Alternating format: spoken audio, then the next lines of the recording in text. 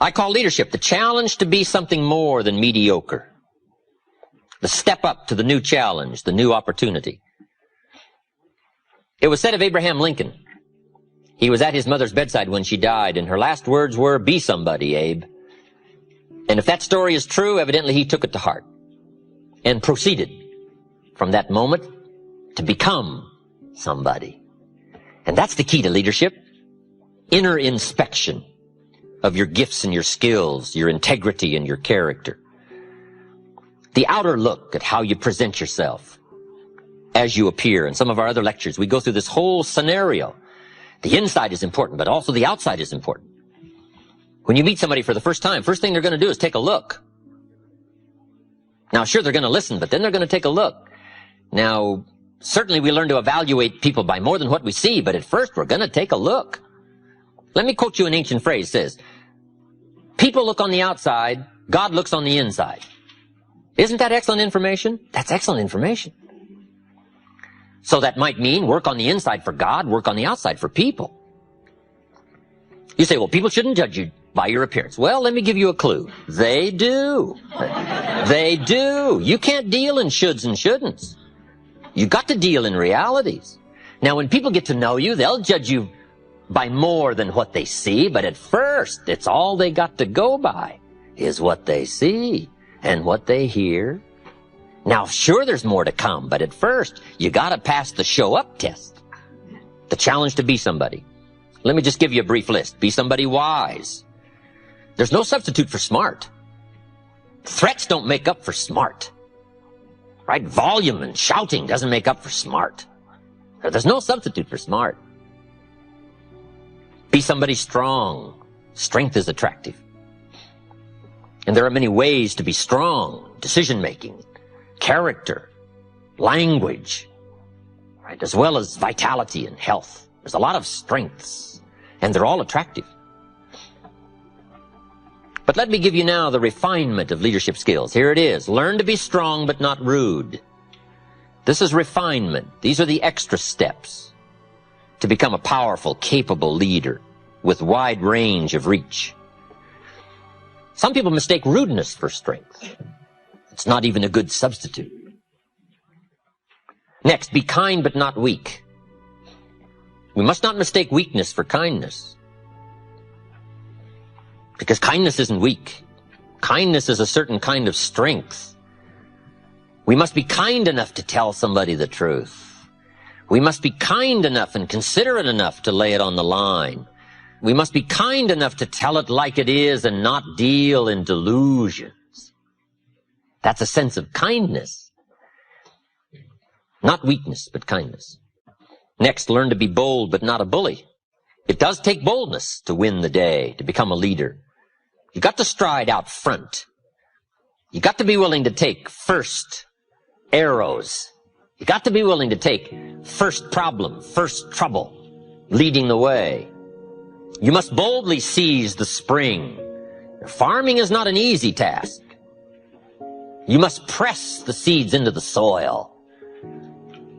I think all of us would relate farming to hard work. It's hard work. Planting the seed, letting it grow, defending it against all of the encroachments of bugs and weeds. We call it not an easy task, but that's one of the best illustrations I know of life. If you want any value at all come harvest, you gotta press, you gotta be bold, you got to seize it. The high life is not for the timid and the shy. Here's the next one, be humble but not timid.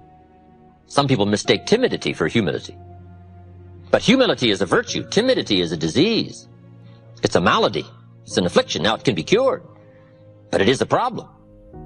But humility is a almost godlike word, a sense of awe, a sense of wonder, a sense of dimension, a sense of understanding the distance in worth and value, an awareness of the human soul, the spirit, something unique about the human drama versus the rest of life.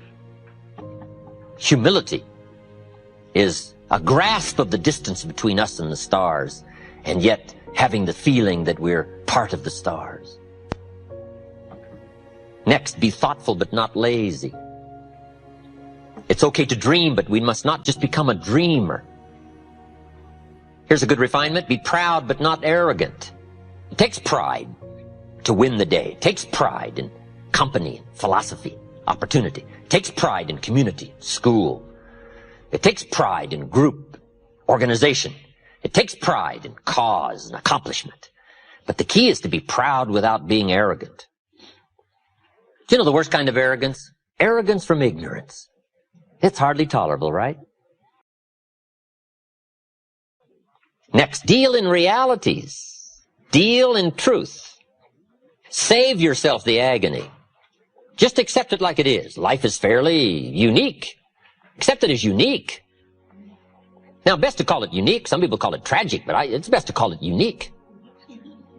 The black widow spider eats her mate after he's finished his noble task. Now, some people would call that awful. I think it's more important to call it unique. The whole drama of life is unique. Right? The Bible is one of the most fascinating books to read because it is so unique in its presentation. One story says, God and Satan were chatting away one day. Now, see, I wouldn't have thought that. And they're chatting away, and looking down on what's going on the earth. Now, see, that's unique. I thought, how often do they get together and chat and talk about all this stuff? I don't know. But the drama of the story is absolutely fascinating. I mean, it's unique. And on this particular occasion, the story says, God got to bragging about one of his favorite people, Job. And he got to saying, Job, he's my favorite friend. Job, he's the greatest, he's the richest, he's the most powerful, and I'm taking good care of my friend Job. And he kept saying, Job. And finally, Satan got it up to here with Job. And he said, yeah, God, Job, your special friend. You've got this wall built around him. I can't get to him in my normal fashion. And God said, well, he's a special friend of mine. Right? We got this thing going. So I'm taking good care of him. Now, this conversation is going on.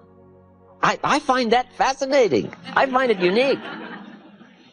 And finally, in the scenario of the story, Satan says to God, I tell you what, God, if you was to take that special wall of protection down from around your special friend, and if you were to let me at him, I promise you in a short period of time, doing my specialty, he will curse you to your face and then die. God said, you're out of your mind. He would never do that. Not my special friend. Satan said, would you like to wager? Wow. Isn't that fascinating? God says, interesting question. I wonder what Job would do. Now, see, Job doesn't know this is going on. Isn't that fascinating? That's a fascinating story. Finally, according to the scenario of the story, unbelievable, God went for the bet. And he had just one requirement. He said, just one thing. Satan said, what's that? God said, well, you can't kill him. Because he's my special friend. Satan said, okay, I don't need to kill him. But you just take the wall down, let me do my number, and I promise you he will curse you. God said, no way. Satan said, I will do it. And the bet is on. Isn't that fascinating? That's fascinating. According to the terms of the wager, God did as he was required by the wager, and he took the wall down from around his special friend. And when he did, according to the story, Satan did one of his all-time famous numbers on the man. First, took his family. Second, took his wealth, destroyed him. And blow 3, took his health. That's called triple blow. Your family, your fortune, and your health. In one of the last scenes, Job is sitting on the ashes with everything gone, and he is scraping his sores with a rock. And his wife comes along, and she's observed all of this scenario, God forsaking his special friend Job. And she said to Job, it looks like your friend has forsaken you. Why don't you just curse him and die? Satan said to God, here's where it happens. God says, he hasn't talked yet. Isn't that fascinating? That's fascinating. While they both watch, wondering the outcome of this wager, Job says, from his ashes, never. I will never curse my friend. God said, I knew it. I knew it. And he picks up the bet. 10-1 or whatever it was. I don't know. It doesn't say what the wager was. Isn't that fascinating? Now, the rest of the story says God did make it up to his friend, Job. And when you play these kind of games, you do have to make it up.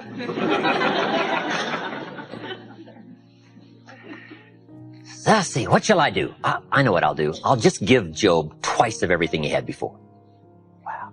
And Job became, according to history, one of the richest, most powerful men in the known world. But isn't that a fascinating scenario? Don't you find that fascinating? Now, it may be a bit frustrating, but we learn to turn frustration into fascination, right? And you just give up on a lot of this trying to figure it out and say, that's one of those things. It's a fascinating thing. I used to say, liars shouldn't lie. See, we call that wasted energy. Why would you deal in such Mickey Mouse pronouncements, right? Liars are supposed to lie. That's what they're supposed to do. That's why we call them liars. Lie. You wouldn't expect them to do anything else. Lie to say, liars shouldn't lie. We call you naive. And we especially call you naive if it upsets you, instead of finding it fascinating. Right? Somebody cuts you off on the freeway. You go chasing them down the freeway and shaking your fist. Hey, save yourself. They say they shouldn't cut you off on the freeway. Hey, hold on, hold on. That's what they're supposed to do. They're known as cutter offers on the freeway. And if you say those people shouldn't cut you off, we call you naive, naive. Come on. Here's some stuff that saved me a lot of agony and a lot of anguish and a lot of sleepless nights I used to go through and pulling my hair and wondering. I gave up on all that when I finally understood the 80-20 rule. Let me give some good clues on the 80-20 rule. As a leader, as a manager, being able to influence other people in this 80-20 group, here are some clues. Learn to spend 80% of your time as a leader with the 20%. For maximum efficiency and productivity, this is part of the key. Since it's going to be 80-20, and there's plenty of examples to show that it's 80-20. Not exactly, but fairly close. Ask the minister of the church, who picks up the tab here? And he'll say, probably, 20% of the people pick up 80% of the tab. I mean, this is called one of those things, okay? So what do? Well, you learn to work with it and not try to solve it. It's like trying to solve the seasons. You don't solve the seasons, you learn to work with the seasons. They're all set. And some of these things, by history, are all set. The key is to learn to work with the way it is set. So part of the key of leadership is learning to spend 80% of your time with the 20% because they're doing the 80%. We would call that good leadership sense. Now you say, well, how do you do that? Let me give you part of the answer in how to do that. Here it is. Spend individual time with the 20% and group time with the 80%. This is part of the answer to leadership skills. However, guess who wants your individual time? The wrong group. But that's what life's all about, right? Accepting this challenge. So now you've got to be what we call clever. And you've got to be, another key word, diplomatic. Diplomacy and strategy are two key words for leadership to understand. Diplomacy and strategy. Here's part of the diplomacy. Mary comes and says, I've got a question. You say, Mary, bring your question Saturday morning. I'm going to meet with everybody, and I'll cover it then. She says, okay. Now, it might not be that easy. But if you start trying to put this in perspective now, groups, you can deal with the 80% by groups, and you can talk to the 20% individual. Now, the pull is in the opposite direction, and it always is. Now somebody says, well, I'll just fire the 80%. They're only doing 20% of the business. Well, I wouldn't fool with that. Because after you've fired the 80%, before too long, whoever is left, 20% of them will be doing 80% of the business, and 80% will be doing 20%. All right, this is not something you fire. This is something you learn to work with. The 80-20 rule, very important rule.